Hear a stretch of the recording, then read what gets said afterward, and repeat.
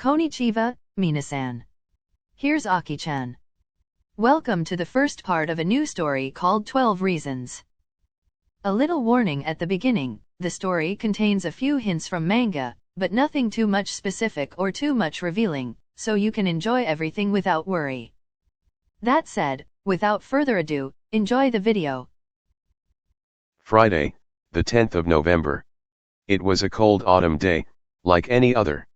The cold breeze was playing with colorful leaves, gently revealing the fragile body of each tree. The ash clouds were covering the sunbeams, making it look like it was still early in the morning. The glistening grass was dancing under the lead of the wind. Slow steps, leaving wet traces on a stone path and resonating around the school building, were slowly making their way into the club room. Loud noises were heard behind the wooden door, indicating that there was probably a whole team already. Kenma, still half asleep, took the handle slowly and unenthusiastically and opened the door. Ahio. Yo, Kenma. As unenthusiastic as always. As loud as always, Tora. Do you want some cream at the burn, Tora-kun? Oh, shut up, Fukunaga. Kenma, where is Kuroo? Do I look like his father to know that Yaku? We don't go to school together every time. Kenma-san woke up on the wrong side of the bed today. Inuoka, shut up. Couldn't Kuroo-san just catch a cold? A loud, snarky laugh came from behind one locker. Yaku peeked out, mischievously smiling at Shibayama. That's not possible, Shibayama. Idiots don't catch a cold. Well, I certainly can't recall when Kuroo got sick last time. That only means you are in charge of the lead. Good luck, Kai. Yaku patted unbothered Nobuyuki on his shoulder and moved to the gym, followed by other team members. What if Kuroo-san got lost somewhere? That can happen only to you, Lef. Kenma-san. That's not true. Kenma just yawned, ignoring the pouty giant, trying his best to put on his volleyball jersey. Besides, there isn't a place where Kuroo could get lost. Stop making conspiracy theories. He surely has a good reason for not attending practice. I'm sure Kuroo-san will show up later on. And, in the meantime, I'm going to take over his place as the best player on our team. But Tekatora-san, your blocking skills are still lacking. Oi, Inuoka. Don't disrespect your senpai. Shibayama. Stop laughing. Try to say that before Yaku. He surely gives you some motivation to improve. Like last time? No, thank you. I had enough of his training, Kenma. Oi, Lef. We're going to lock you here. I'm coming. Loud noises and screeching of shoes filled the gym. Everyone was focused on training more than any other time. And even despite the pleasant atmosphere they created, a heavy cloud of doubts dropped on some of them. When they entered the school building, something was missing. The empty spot, which Kuroo always filled in, was somehow more visible now. Yaku was trying to dismiss it by blaming Kuroo and his carefreeness. Meanwhile, Nobuyuki was trying to find a more rational solution. Everyone seemed fine. It was just one day, no big deal. Sometimes, skipping school is necessary. Right? Kenma walked into the classroom like a ghost, just sinking into his seat. He felt uneasy since the practice ended. Why Kuroo didn't show up? He would surely tell him what was going on if it was something important. He is his best friend, after all. Then why? Why didn't he text him? Did he oversleep? Or just forget to call? The train of thoughts was circling throughout Kenma's head the whole class. And even after that, Kuroo didn't show up. And hours flew by. And Kenma was waiting. Waiting for the messy head to pop up from his classroom door, shouting something embarrassing like always. But every break, he was met only with a cold silence. He was so used to it that even the one day without his annoying friend was odd.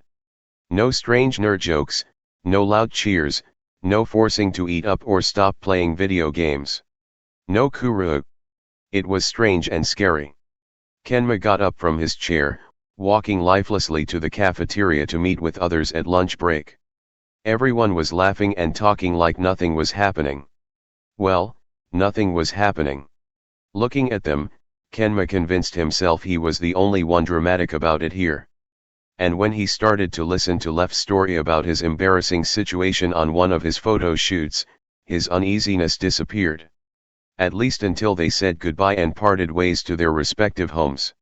For Kenma, it was normal to go to school alone since Kuroo was always the first to arrive to practice. But they always went from school together.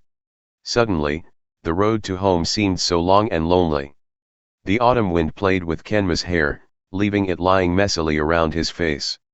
He was dragging himself through empty streets, following a very well-known path, his mind in a different place. Passing by the familiar places, memories of their childhood were recalled. He never thought that he could get so sappy and nostalgic. That was the Kuroo thing. He often started rambling about their memories on their way home. Kenma just didn't know how much he would miss such a simple thing. It was so casual for him that he forgot how lonely it could get.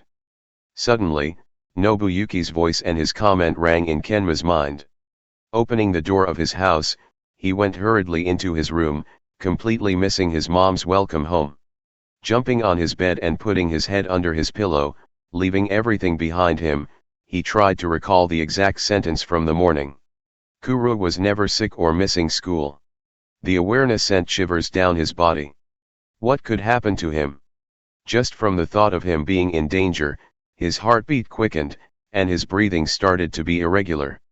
Slowly sitting up, holding his pillow tightly, Kenma tried not to faint.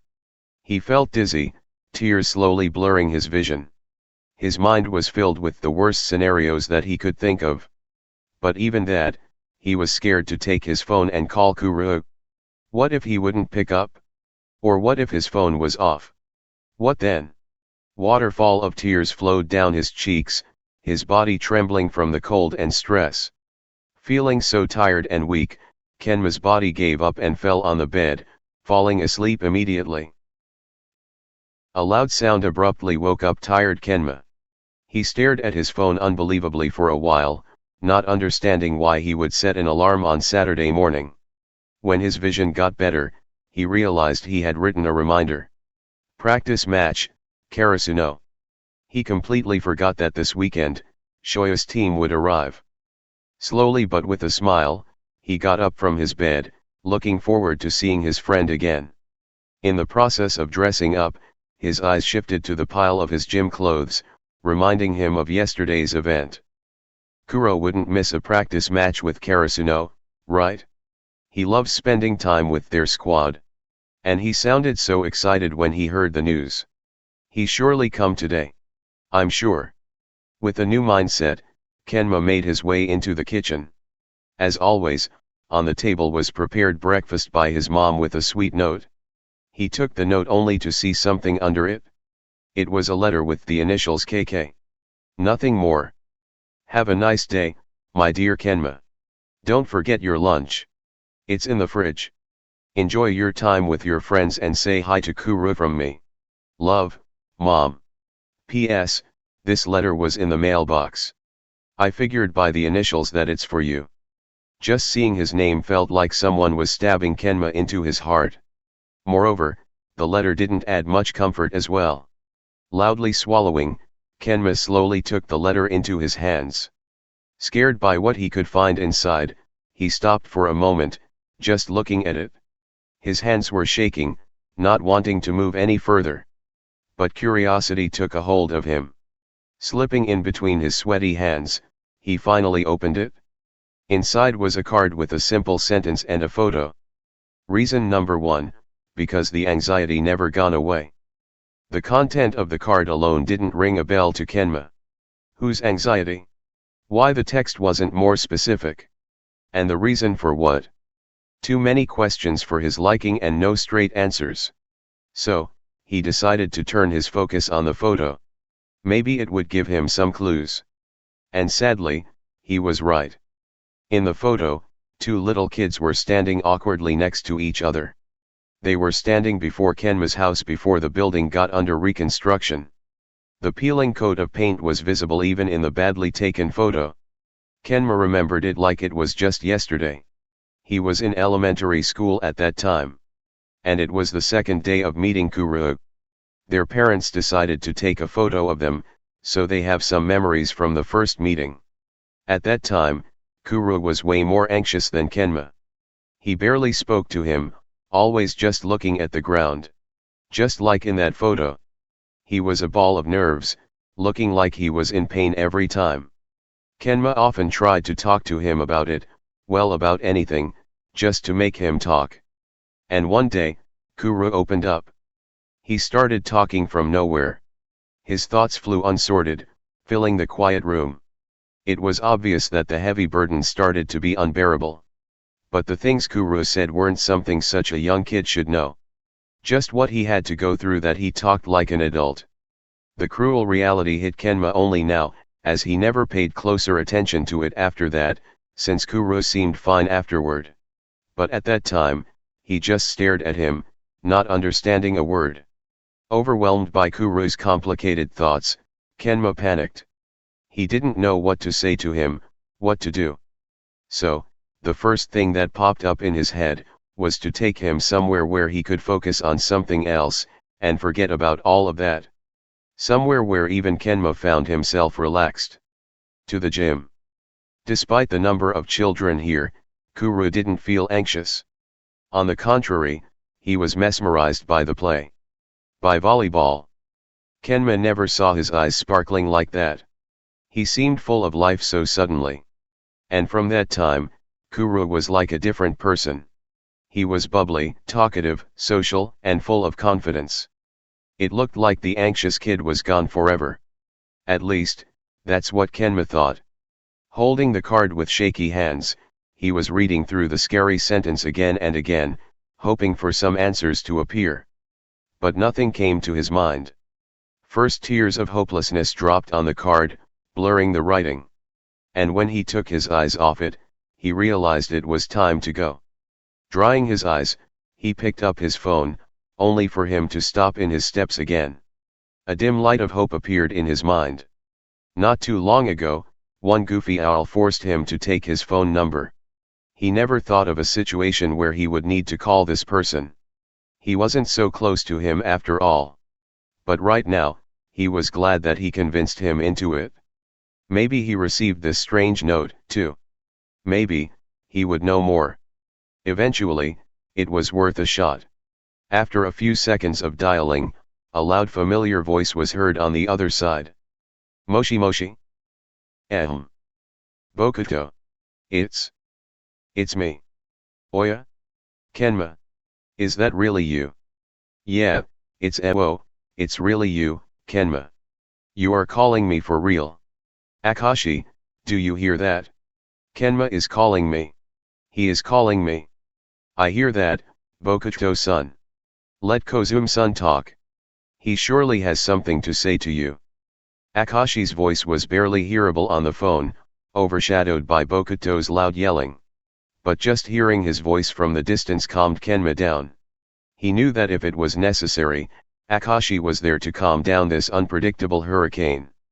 Oh, right. He probably wouldn't call me without a reason. That's our smart Kenma. So, what's up? Just a loud silence was hanging on the other side of the phone. Kenma was unable to speak. His words couldn't come out. He gripped his shirt as the clenching feeling filled his chest. A muffled, subtle breathing was the only hearable thing, as Kenma tried to make some sound. Kenma? Are you still there?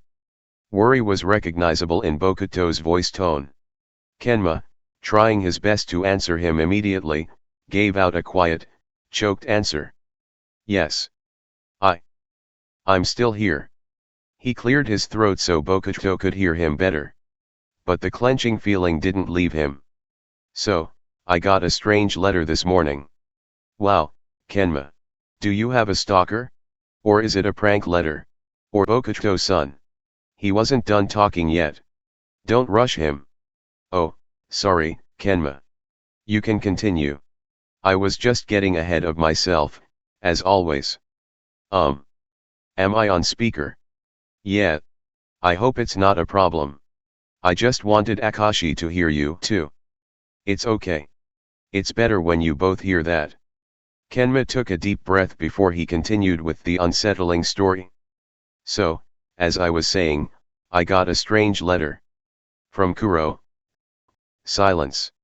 No loud response, no sudden questions. If it was anybody else, it wouldn't feel as scary as now.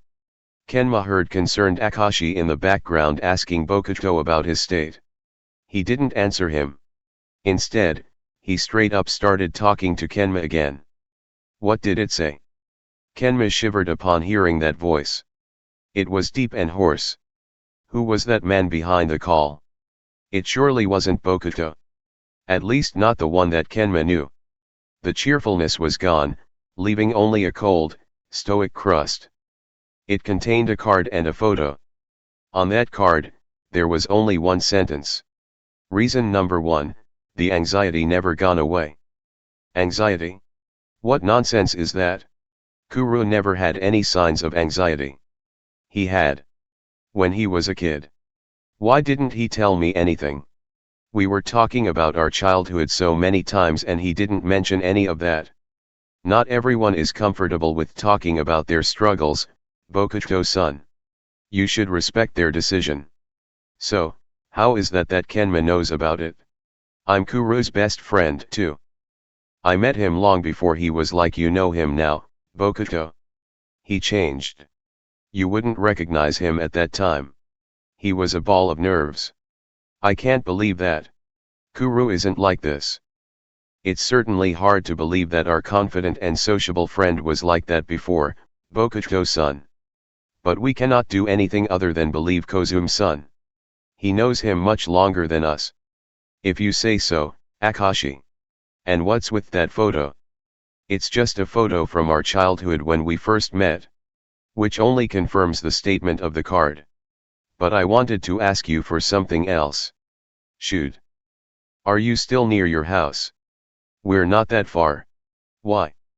And do you have a spare time? I know we're supposed to meet with our teams due to the upcoming practice match, but we have some spare time until the bus will be departing. Good. Could you check your mailbox if you didn't receive something similar from Kuroo? Roger that. I'll talk to you when we meet at the practice. Okay. And Bokuto. Yes. Thank you. Don't thank me. It's a matter of course. He is my best friend and I'm as scared as hell about him as you are. Hope we find some clues and solve that as soon as possible. Bye for now. Thank you for watching. If you have any suggestions, requests, or anything to make these videos better for you, don't hesitate to comment down below. Bye bye, Minasan.